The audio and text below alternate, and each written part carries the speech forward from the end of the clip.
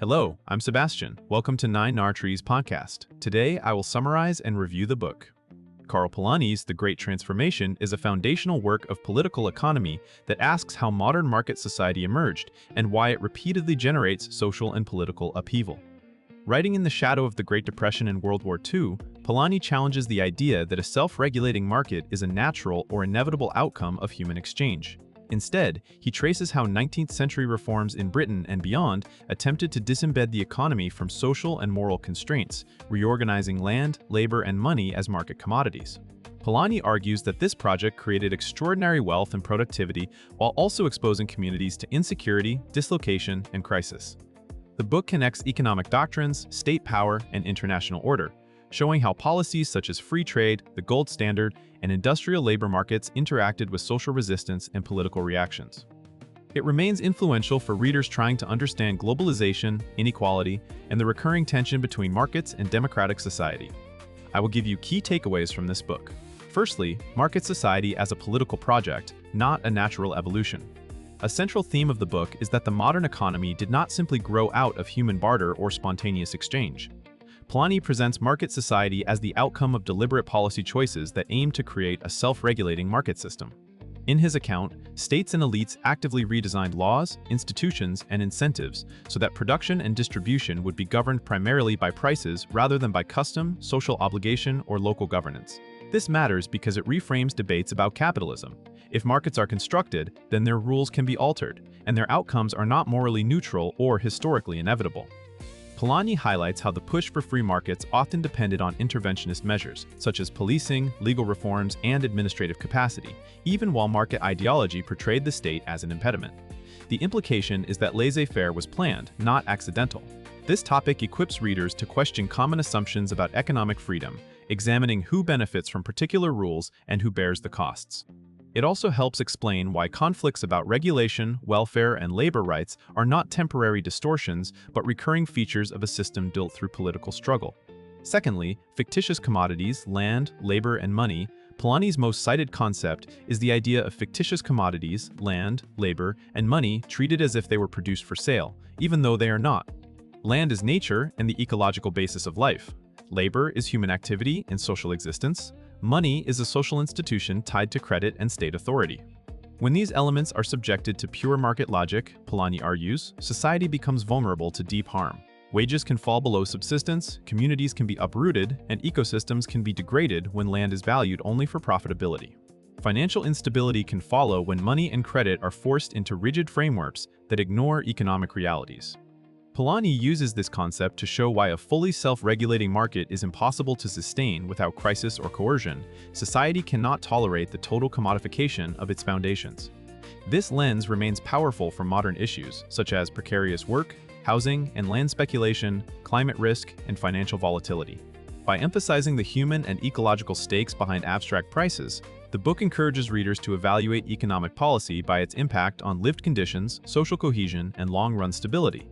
Thirdly, the double movement, market expansion and social protection. Polanyi describes history as shaped by a double movement. One force pushes toward expanding markets into more areas of life, while a counterforce seeks to protect society from market dislocation. The expansionary side involves deregulation, commodification, and integration into wider trade and financial networks.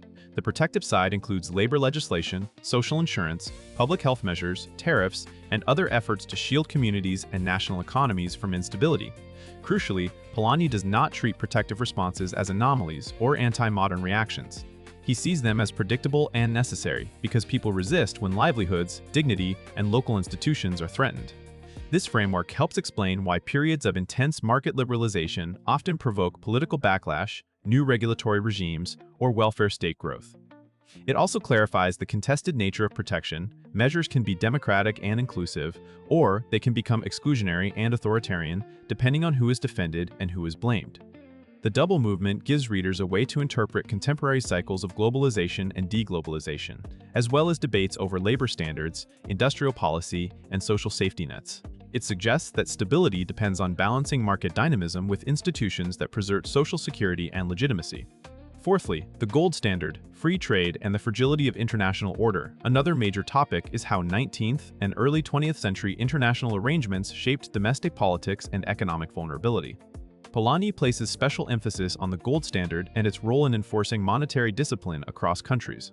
By tying currencies to gold and prioritizing fixed exchange rates, governments often subordinated employment, wages, and social programs to the demands of external balance and investor confidence.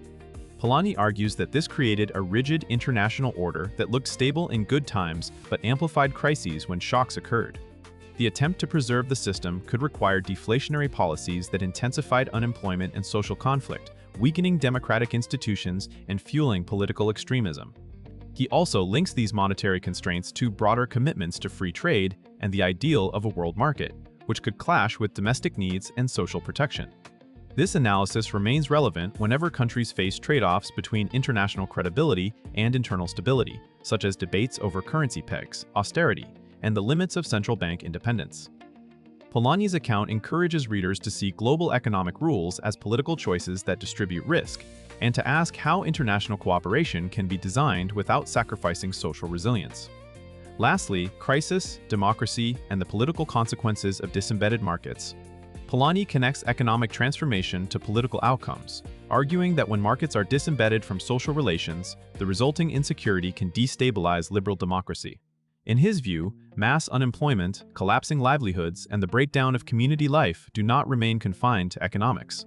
They reshape political identities, institutions, and the appeal of radical solutions. When democratic governments appear unable to protect citizens from market shocks, voters may either demand far-reaching reforms or turn toward authoritarian movements that promise order and security.